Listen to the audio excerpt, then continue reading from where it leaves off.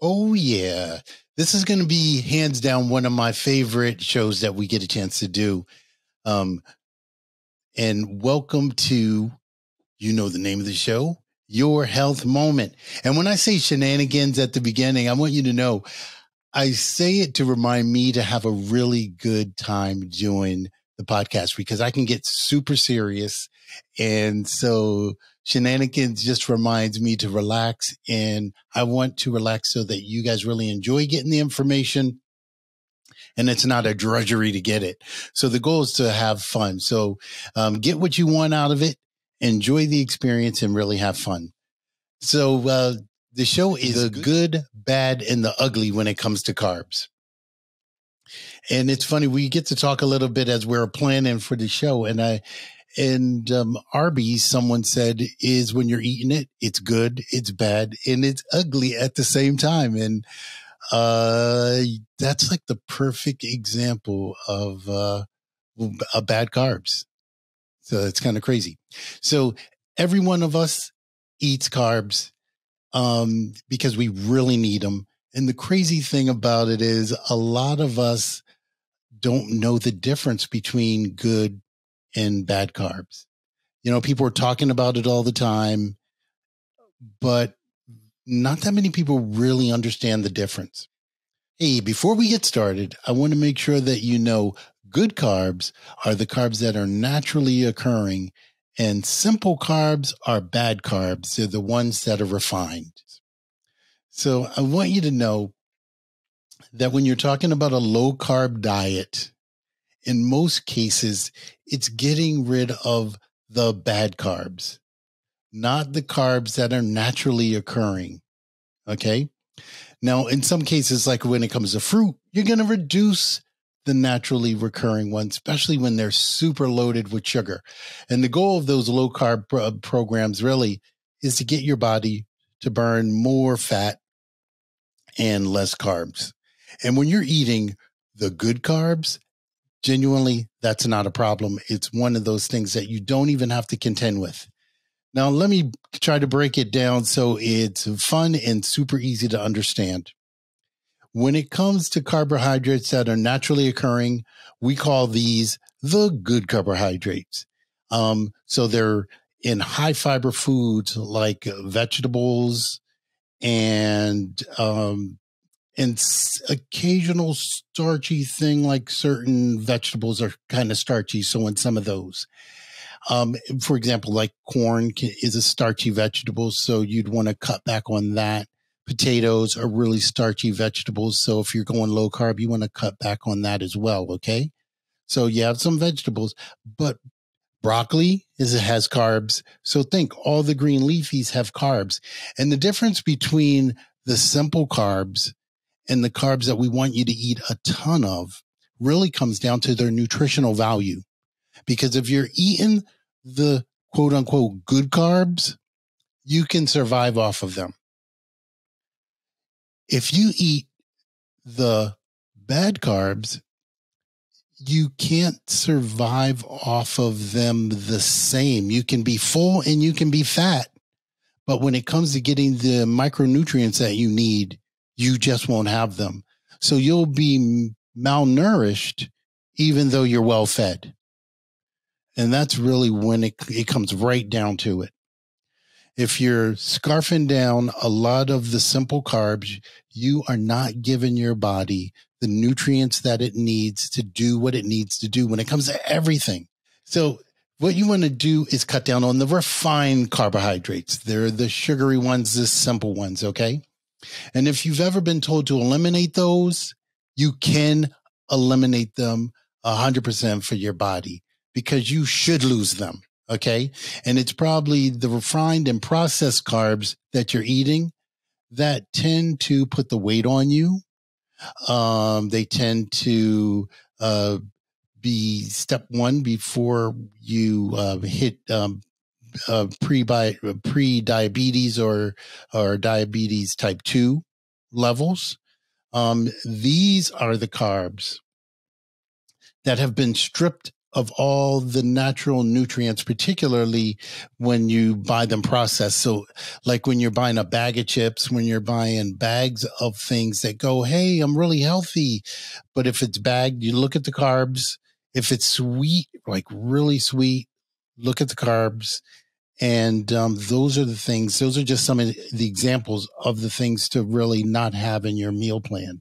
So one more time, it's sugar or corn sweetened beverages, fruit juices, white bread, white rice, pasta, of course, potato chips and pretzels. And, you know, these things are good.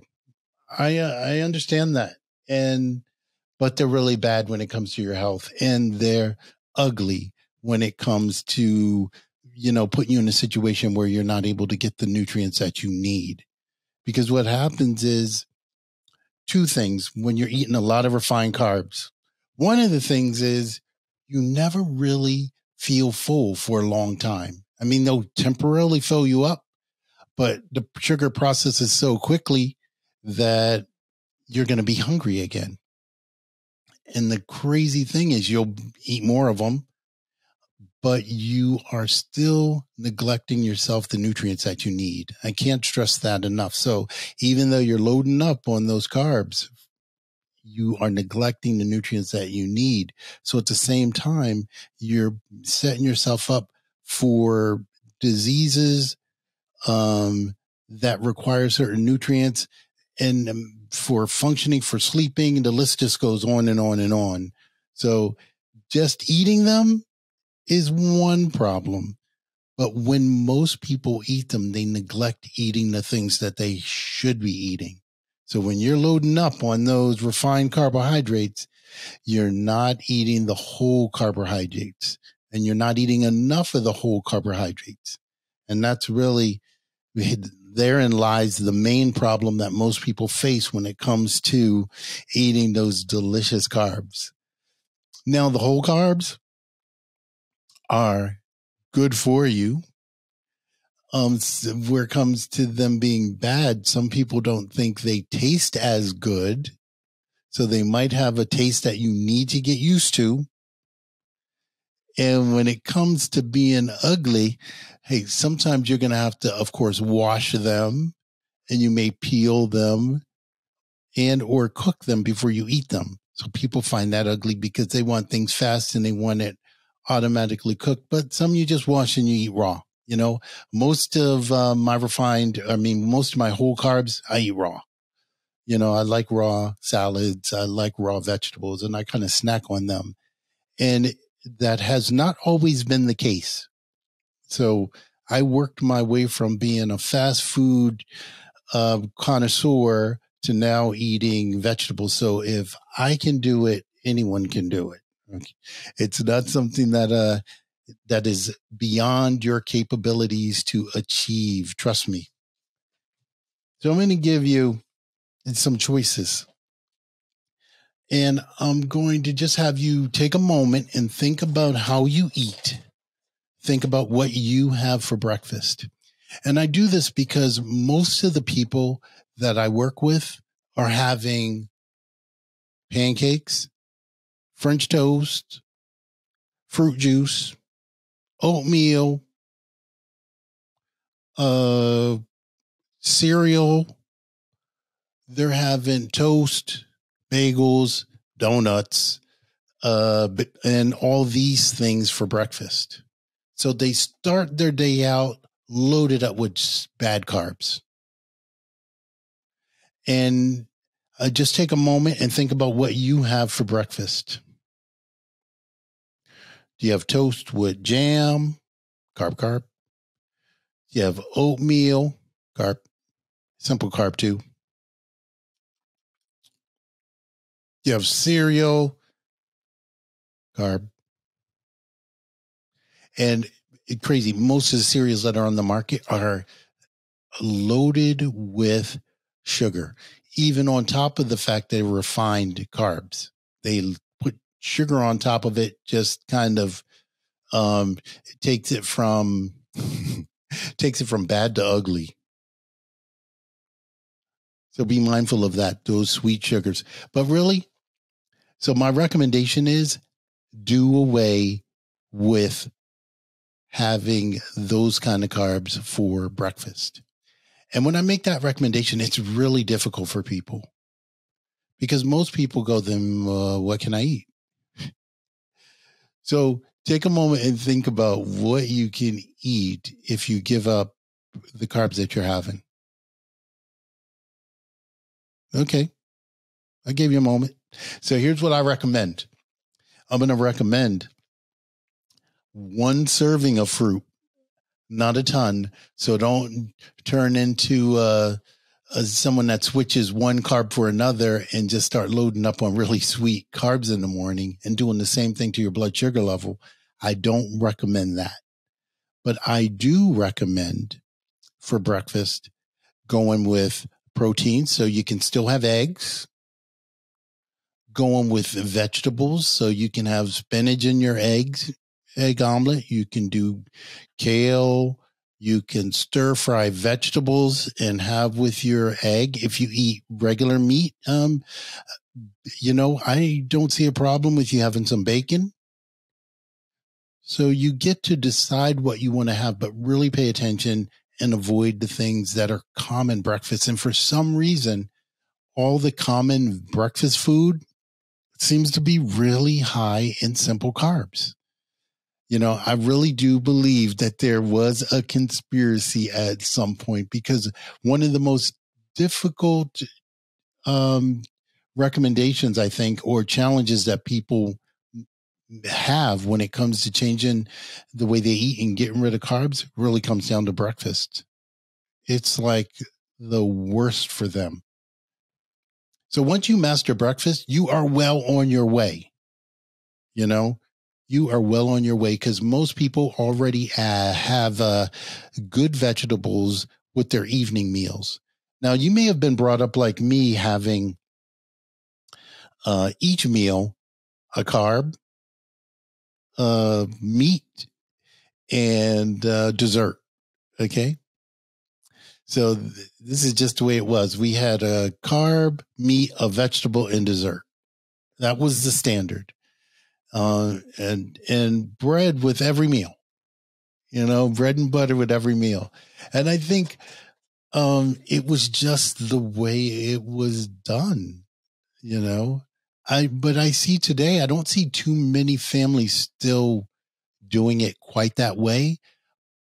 But what they're doing at the moment is just tons of processed foods, stuff that they're microwaving and running. So where we didn't have the processed foods, now it's tons of processed foods. It's nuking this, boom, and going, nuking that and going, hot pot, or what are they, hot pocket breakfast, or those little burritos they nuke with egg and stuff in them. That kind of stuff. It's all refined, it's all processed, and it's the kind of stuff that it's really important to let go. So if it's not from a natural source, you want to let it go. You want to make sure there's no refined sugars. You want to make sure it has a high nutrient value. The best foods you're going to do yourself so you can regulate the sodium content. You want to make sure that it's not too salty. Most refined foods can be really salty. It's important that the grains, when they are there, are whole grains or vegetables. Good. We're going to dig into whole grains a little bit too.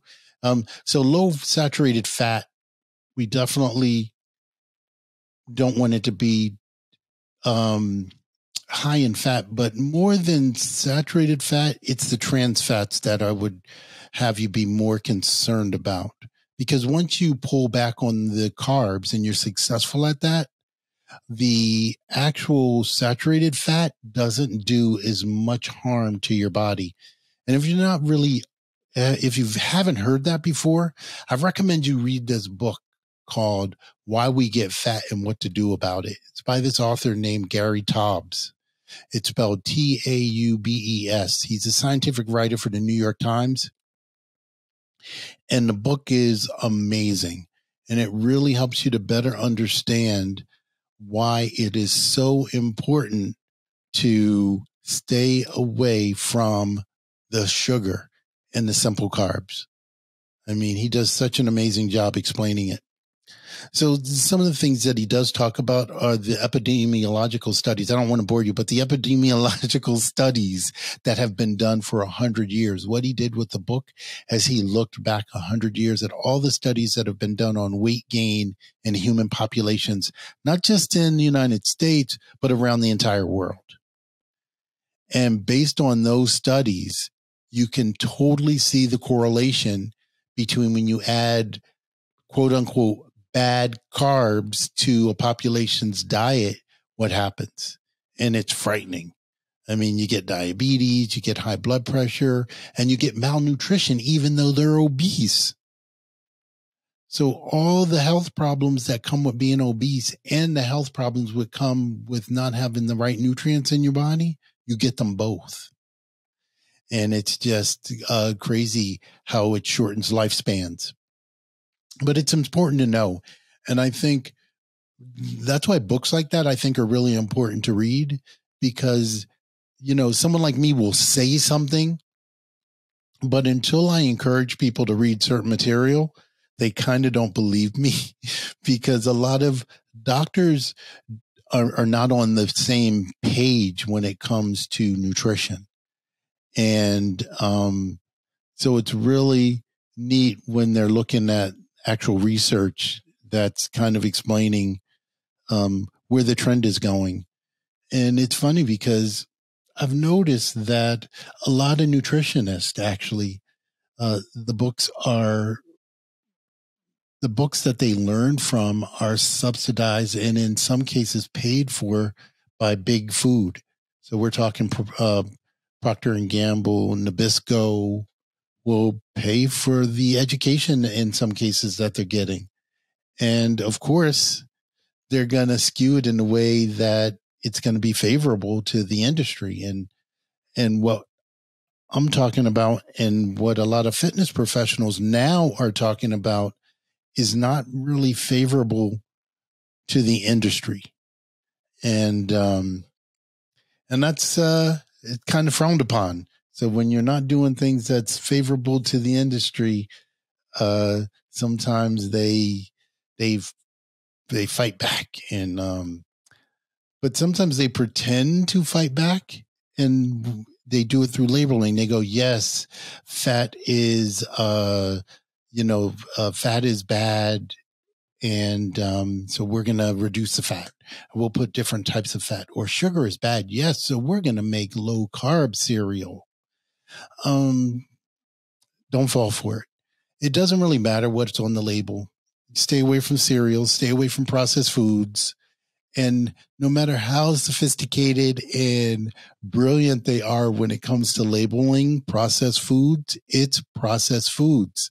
And so rest assured that it's going to not give you the nutrients that you need the way your body really needs it. So avoid processed foods, no matter how beautifully it's labeled or how pretty the box is or how natural it is or healthy it says on the box. Most of the time, the box itself is more healthy than what's inside. But do the research for yourself. Do not take my word for it.